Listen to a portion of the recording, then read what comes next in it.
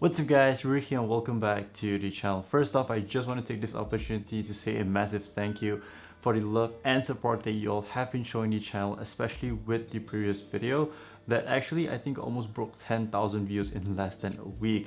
I'm still taken aback by it all, and in terms of number wise, that video basically broke every record there is on the channel. Continuing with the Nike and Acronym collaboration, we will be checking out what I would say the star of the entire collaboration, which is the Acronym Blazer Low sneaker. Now apologies that this video took a little bit longer to come out, but there's just so much to explore with this sneaker, and I wanted to take my time to kind of understand the vision and idea behind the design of the sneaker. But before we continue further into today's video, it would be very much appreciated if you could go ahead and hit the subscribe button down below if you are new to the channel or just haven't been subscribed yet, as it really does help the channel out a long way. Also, if you are feeling generous and want to help support the channel in a much bigger way, I do have a Patreon page whereby I've only set up to be $1 a month, and all of it will go into me to pick up new filming equipment so that I can continue to improve the qualities of the videos for you all, as well as helping to keep the lights on this channel.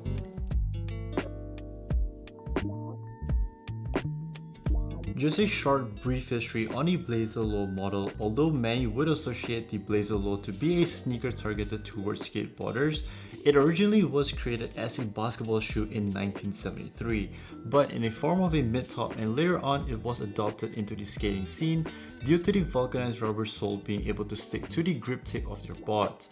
I love this futuristic take that Acronym has given on a sneaker model that has already been around for decades already. Besides that, resale prices are almost non-existent, seeing that the Blazer model is not a very sought after silhouette, and even with the Acronym branding behind this collaboration, you can still find some sizes for retail. I have even seen quite a number of pairs out there that are being sold for under retail. In my opinion, this is such an awesome sight to see for us as consumers, because ultimately this is giving a lot more of the Acronym fans out there, as well as people who are just new to the brand, a chance to own something from Acronym or just experience what the pieces could offer, considering that the mainline stuff is so expensive and not many people out there could afford to bite the bullet.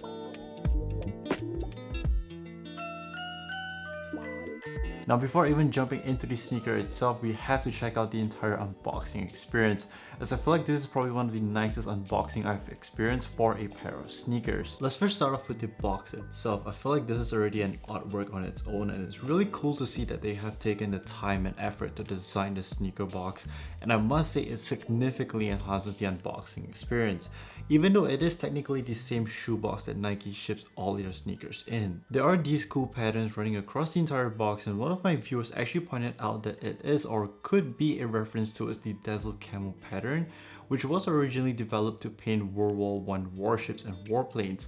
I actually do think there is some truth behind it, seeing that Acronym takes quite a lot of military inspiration. Checking out the back, you have a sort of new Japanese type Acronym logo that was made by Neems, who is a graffiti artist, and I say sort of new because this logo was actually made by him 10 to 15 years ago for Acronym. Opening the box up, we are greeted with a bunch of accessories and goodies. Being priced not too much above the regular Blazer, it is very nice to see all the things that they have bundled together. You have a set of replacement shoelaces in the crimson color, extra screws, a pair of crimson colored back clips, a very cool looking dog tag which supposedly doubles as the screwdriver to unscrew the back cage, a nice looking manual card, and even a wrapping paper that has the Acronym branding all over it.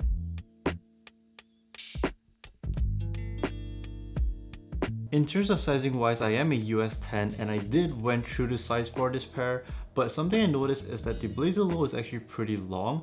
As you can see here, there are still quite an ample amount of space lengthwise. However, when it comes to the width, it is a little bit on the narrow side, and although it does fit, I do find it rather snug for my liking. Hopefully after a couple more wears, it will start to expand a little more. All in all, I would say stick true to size, because if you do intend to go half a size up or down, you may face potential sizing issues with either the width or length of the sneaker. This brings me to my next point, which is the comfort of the sneaker. If I have to point out one particular thing I didn't like, it has to be the comfort level of it. In terms of cushioning, there barely is any, and I would compare it to a pair of Vans Old Schools. All you have is just that very thin cushioning from the insole. One other thing to note is that it is a pretty hefty sneaker. The vulcanized rubber sole do feel much heavier compared to, let's say, a pair of old school Vans, and with the additional back heel design, it does contribute towards adding more weight to the overall sneaker. Therefore, pairing this up with the lack of cushioning, I do feel that there is a harsher impact when I am walking around with it.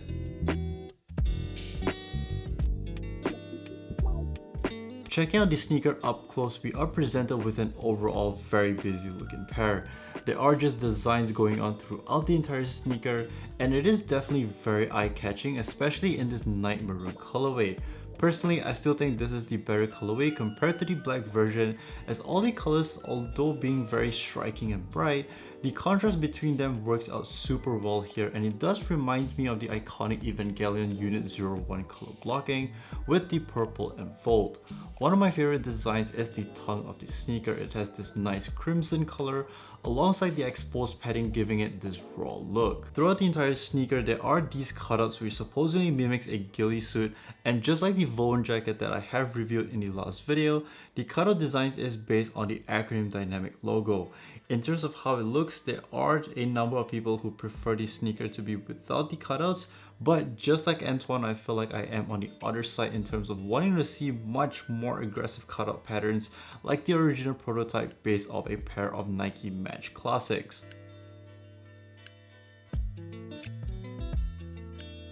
If I were to sum up the entire sneaker in just one sentence, it would be to let your imagination run wild.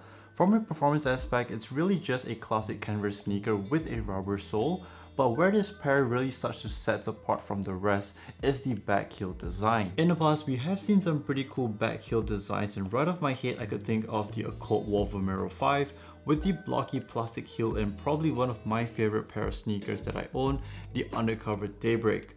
Therefore, this is not something super revolutionary as it has been done in the past. In fact, the inspiration behind this back cage heel design, as Erson mentioned, was heavily influenced by the Undercover Daybreak. As you can see, there is quite a bit of resemblance here. The back plastic cage does actually provide a strong structure at the back, and it almost acts as a shoehorn, allowing you to easily slip in and slip out of the sneaker without having the back to collapse. This is actually pretty effective, as I have been using the same principles with my Daybreak for some time now. So I would say this is a very convenient and effective implementation for lazy people like myself to put on shoes. However, where things really start to take off and differentiate is the idea and implementation of the cage system. With the Undercover Daybreaks, it is pretty much a fixed component on the sneaker, where else you are able to attach and detach the back cage with the Acronym Blazer Low.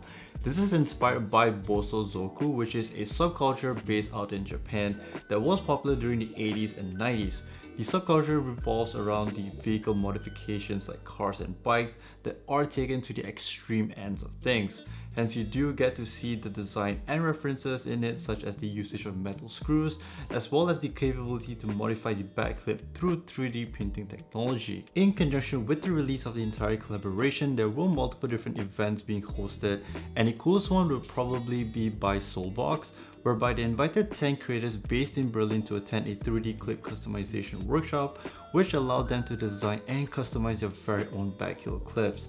If you guys are interested in any of those designs, Soulbox has released all the files needed to print them out yourself. But because this is basically an open source project, if you are an artist or you just have a creative idea in mind, you can design and tinker about the back heel clip to create a custom design of your own. To me, the idea here is so much bigger than just allowing people to customize their sneakers, as I feel it's more about providing this very unique platform that allows creatives, artists, and designers from different backgrounds to express their unique vision and connect through this project.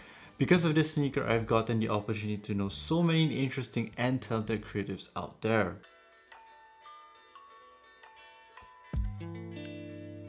Now that we've talked all about the vision and concept of the Acronym Blazer Low, I know many of you guys are very excited and wanting to try to get your hands on some of these cool back clips.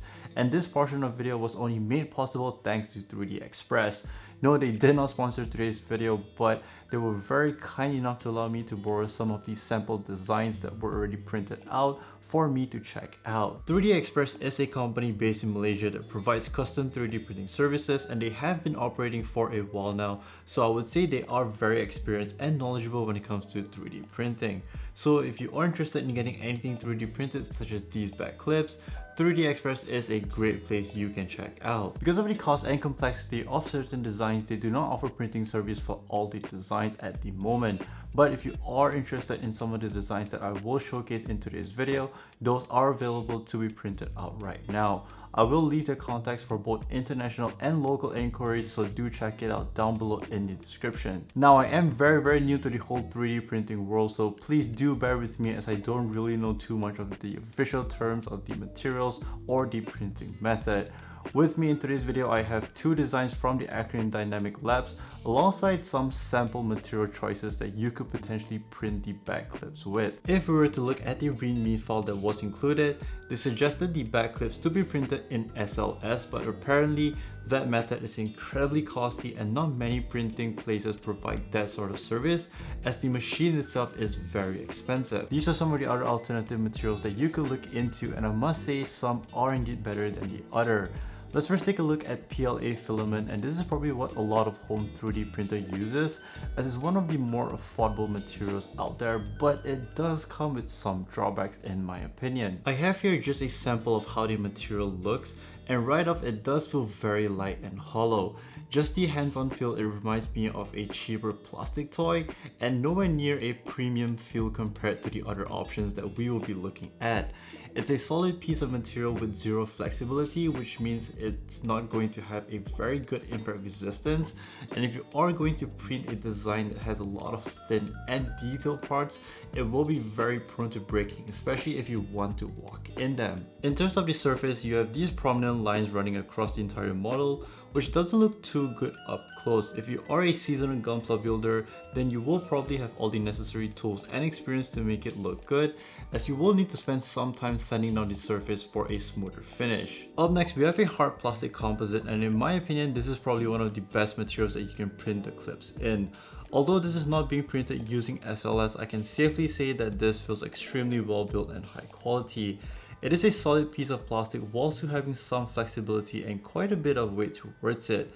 The main advantage of this material is that it produces very sharp details and also a nice and smooth surface that looks good right off the bat. So if you are wanting a more intricate and detailed design, this material will be suitable for it. It does cost a little bit more to make, but personally for me, this is the material choice that I will opt for if I could afford it. Finally, it's a material that is pretty similar to the hard plastic composite, but it does have a mixture of rubber properties. This is what the people over at 3D Express suggest for the back clips to be printed in, as it is a very malleable material with high impact resistance. Being that some of the designs are pretty chunky and makes the overall footprint of the sneaker much bigger, there will be a high chance that it will hit the ground, especially if you are going to be walking around uneven surfaces or staircase.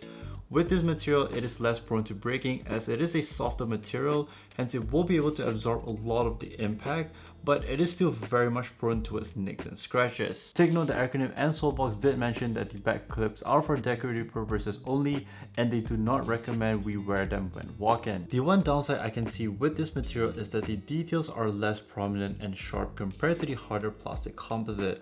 Putting them side by side, you can see the scales of the rubber plastic are less sharp compared to the hard plastic, which has a much cleaner edging. One final thing to take note on is that the clips are not a one size fit all.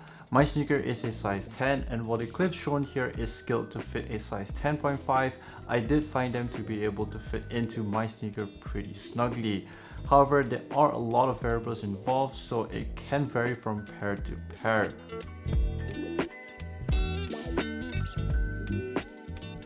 When it comes to styling this sneaker, particularly the night maroon colorway, and with everything that is going on with it, I tend to style my outfits around this pair and make it more of the focus point of the entire outfit.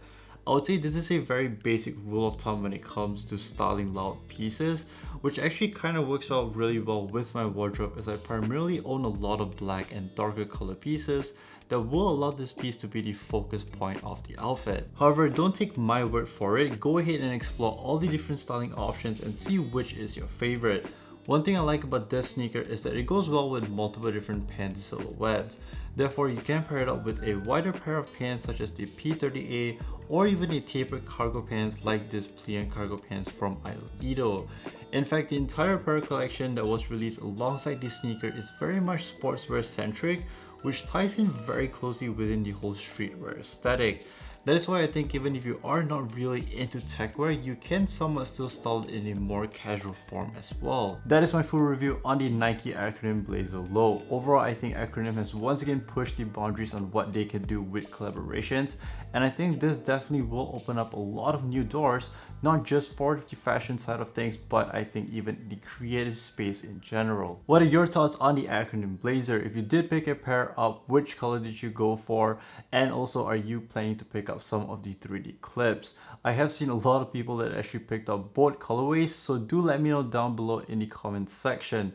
Hopefully you guys did enjoy watching today's video, and if you have so, please do give it a thumbs up. Also, once again, if you are new to the channel or just haven't been subscribed yet, please do me a favor and hit the subscribe button down below, because it really does help the channel out a long way. That's all I have for today's video. Please do stay safe out there, and I'll catch you all in the next one. Peace out.